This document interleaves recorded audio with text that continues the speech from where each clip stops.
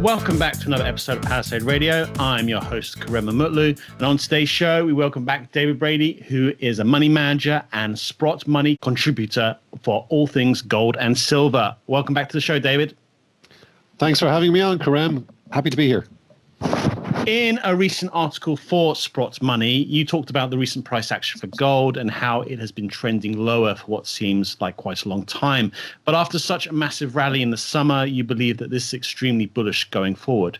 So talk to us about the recent consolidation period and why it is healthy for this market. And perhaps the longer it goes on, the more energy will be stored up for an even bigger move, perhaps later next year.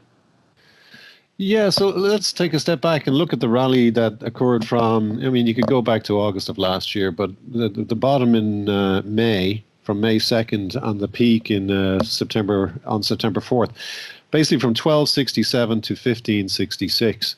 That's a $300 rally, or 24% in 4 months.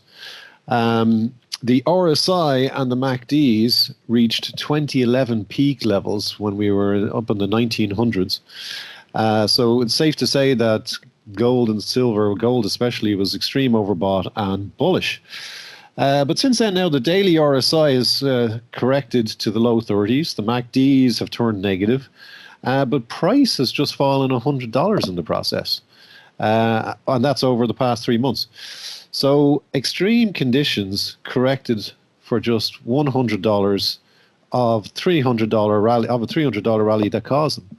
So that's the kind of consolidation of gains you see in a bull market. Markets taking a breather before higher again.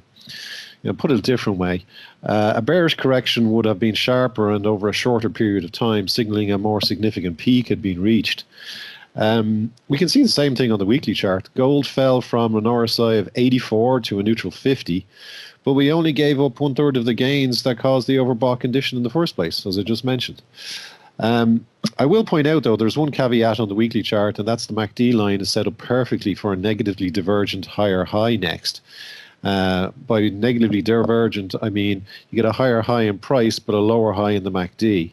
But we'll cross that bridge when we come to it. And also we can see a bullish flag pattern on the daily and weekly charts, and this just reinforces the view that higher highs are coming. After that, let's play it by ear. It could go either way based on the various factors, including Fed policy, more QE, by contrast, the risk of deflation, and what happens to real rates in particular, etc. Let me put it this way. This outlook is by no means certain, but this is my expectation based on the data that we have in front of us, which simply put is down to a lower low shortly, up to new highs, and then let's reevaluate. Very good. Okay, when reading the markets, David, what are the most important technicals that you look at? So I know for gold and silver, like you just mentioned, you like to look at the weekly moving averages. So give us a sense of what is important to you and what is not important when reading a chart. And is this something that has improved over the course of your career? Well, yes, it's definitely improved, because one thing I'll say, I don't rely on one particular tool per se, like technical analysis. I use it avidly, but I take a more holistic approach in terms of the tools I use. Technicals are just one tool. I also follow sentiment, Elliott waves, Fibonacci levels, trends, positioning, fundamentals, and intermarket analysis. I look for extremes in all of those pointing in the same direction. Put a different way, when all of them are extremely bearish, I get bullish, and when all of them are extremely bullish, I get bearish. They're great contrarian indicators, especially with regard to sentiment. My preferred technicals and patterns are things such as channels, wedges, and flags. My bread and butter are extremes or divergences in the RSI and the MACDs. The confluence of such extremes in the technical on the technical side with Fibonacci levels can provide a very powerful signal, in my opinion. But the importance of each tool varies by asset class and market conditions. Gold stayed within a range from 2015 to 2018, and that's when extremes in sentiment were almost perfect contrarian signals. Since the breakout in June, monitoring the trend of higher highs and higher lows takes precedence, and what level would signal a break in that trend. By contrast, for nat gas, positioning of the underlying reps is key. In essence, I just look back at the past and what consistently signal major turns in each asset, and then I wait for similar conditions going forward. How the emphasis on each tool in each asset class is different, as I just pointed out.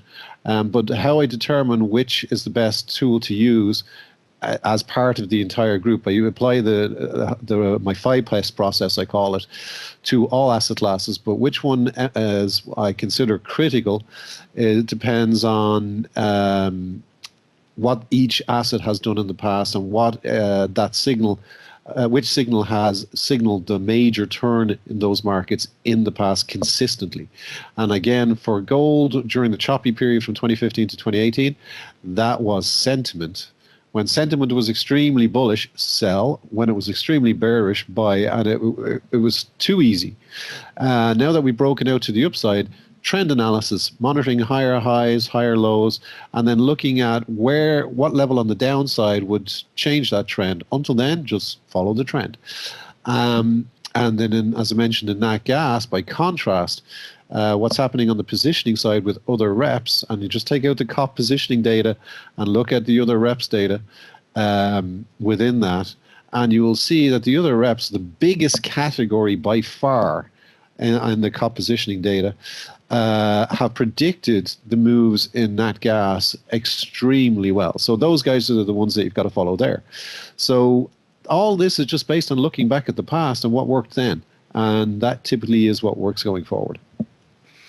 Okay, let's talk about the actions of the Fed and other central banks around the world. Money printing appears only to be increasing to provide even more liquidity for markets going forward. And you have stated that it's only a matter of time before the gap between asset inflation and economic growth is no longer tolerated. So can you give us some more details about this? Yeah, sure. Look, everything is clearly extremely overvalued.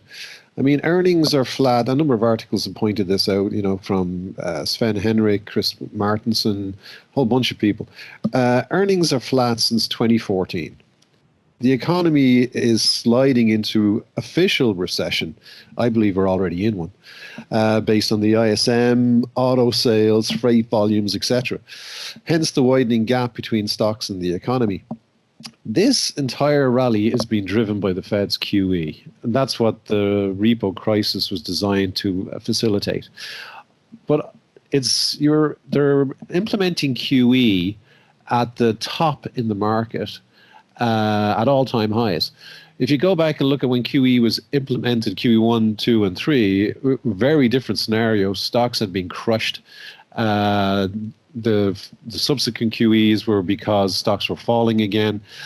Basically, it was coming from a weak position. So in that sense, QE can be much more effective. However, this small level of QE light, I call it, this time around, is at all-time highs. So there's a debate going on as to whether it will be effective this time around. Well, it's been effective so far in that you've seen the S&P climbing slowly higher. But as they say, bulls climb the stairs, bears jump out the window. So the risk of a sharp reversal remains, in my opinion. And all it takes is a spark to cause such a rush to the exits.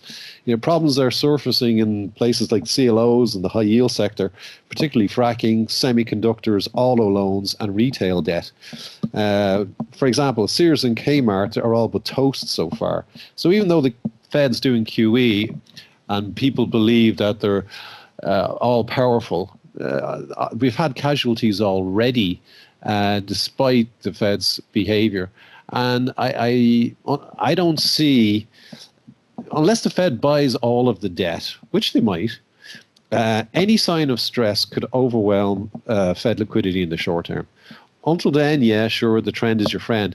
But I'm sitting on the sidelines in equities personally because there's too many problems under the surface in the economy and in various markets, key markets, CLOs, high yield markets, that and the level of QE currently being applied by the Fed is de minimis, and that's why they can call it not QE, but it is QE.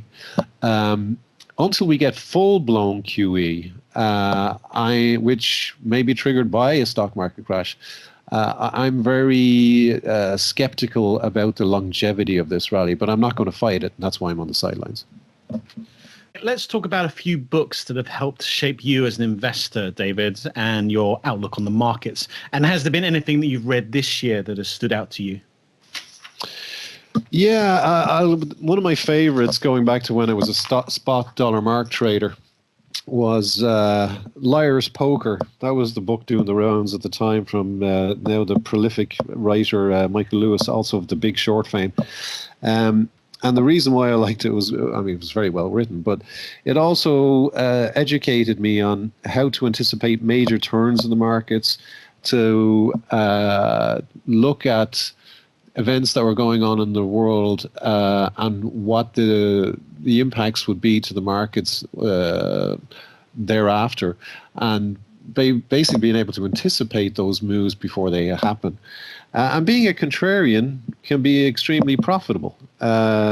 So, if something happens and everybody gets all bulled up or extremely bearish, typically that only lasts so long before it corrects. And you see this on a daily basis in the markets. When people get over exuberant in the short term, it tends to self-correct. And those can be very profitable opportunities. And Liar's Poker did a great job of providing wonderful anecdotes of situations where that worked out extremely profitable for Salomon Brothers in particular. Other books, Gold and Silver by Mike Maloney was a great introduction to the precious metals market. I haven't been a gold bug forever.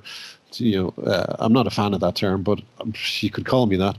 I first bought gold and silver in 2015 because my process told me everything was pointing up. And no one was bearish. Nobody cared about gold and silver back then. I mean, there was complete antipathy to the entire sector, which is a very bullish signal to me. Everything by Rickards and Schiff and Michael Pinto is on my shelf. But getting to this year, the 4 books that I've read that stood out were Aftershock by Jim Rickards. I love the last few words where he says, buy a farm. I bought a farm back in 2017. The Great Depression by Ben Roth, a wonderful account, Joe Blow account of what happened during the Great Depression. And the reason I read that is to get an insight into what I anticipate is going to happen going forward, and it's not pretty. And that's where The Mandibles by Lionel Shriver, which was recommended by Rickards, and a wonderful book. It's fiction, but it also presents a very realistic possibility or probability of what's to come if and when the next Great Depression hits.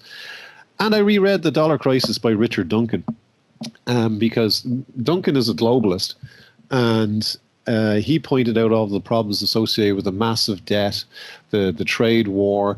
He made comparisons to what happened before and after the Great Depression as well, and how that fits in with what's happening today.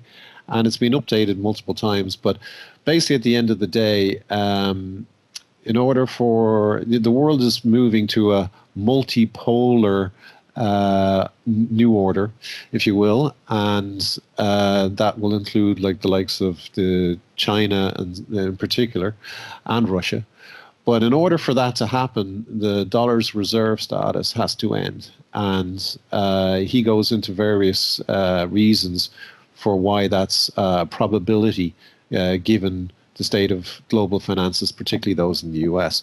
So I recommend you read all of those to focus on the big picture and to gain insights on how best prepare for the coming Kondratiev winter and depression when this Ponzi debt scheme implodes.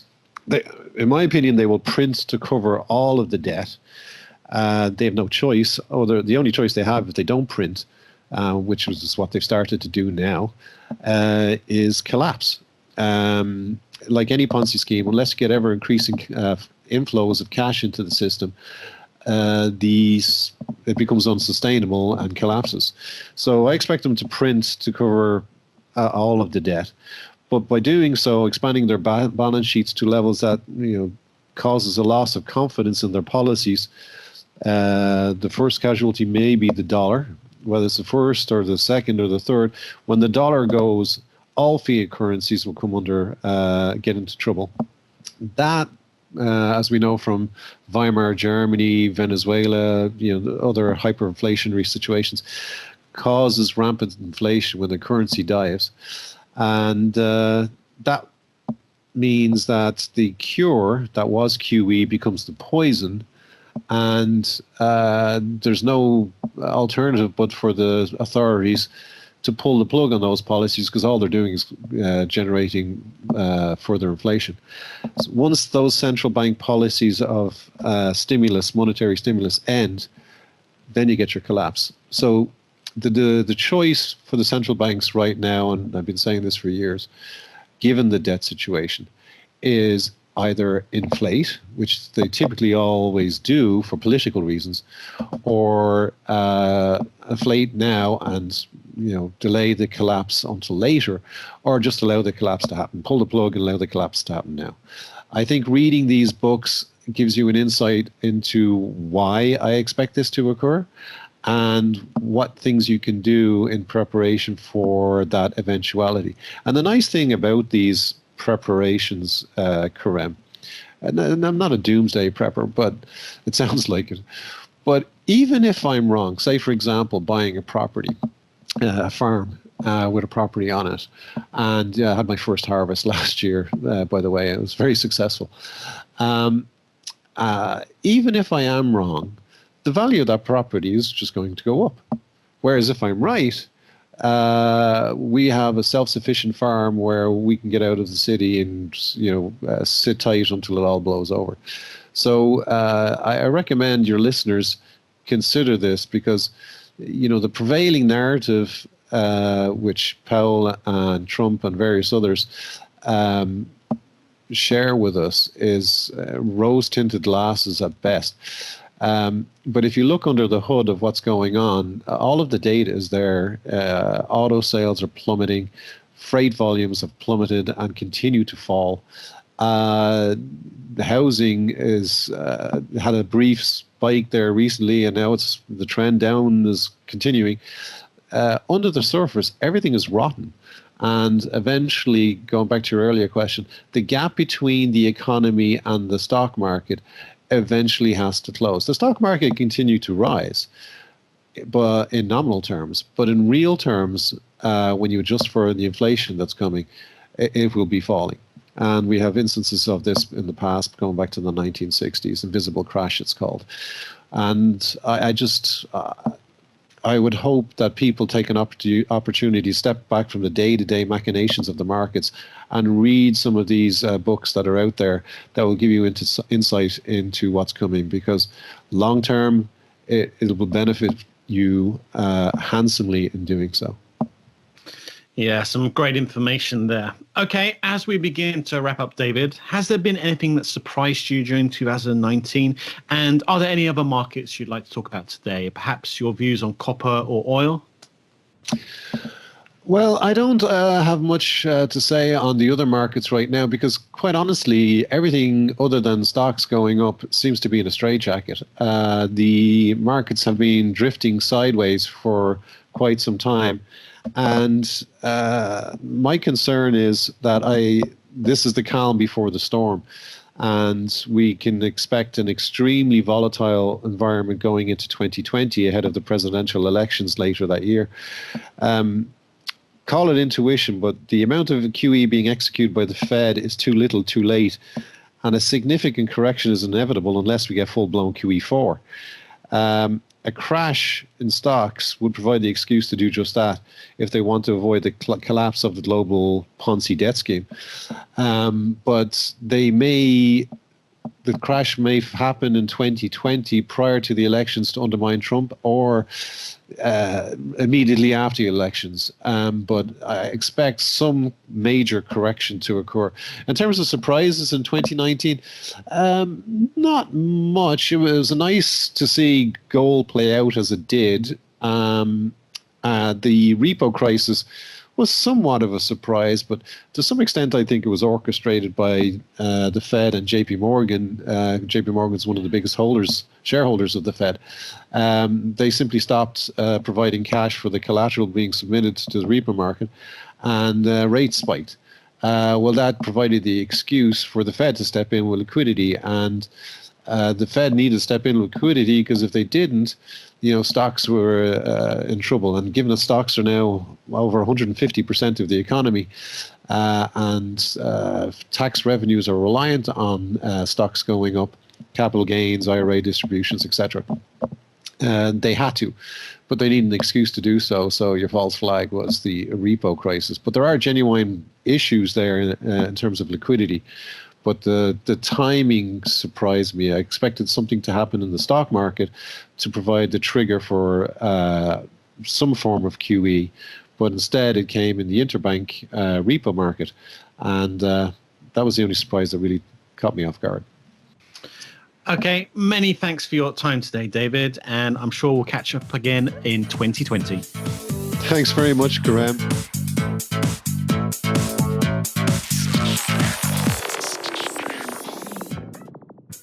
Think you understand the junior mining sector and you think that the participants in the mining sector, junior mining sector, are good people and kind people, hit the bid. How violent that term could be, it actually could be quite violent. It could be a rip-your-face-off uranium rally. And the world is always going to need raw materials. It's going to need copper and gold and nickel and so forth. Totally destabilized. Hey, Troll, did you hear what's going on in Yemen?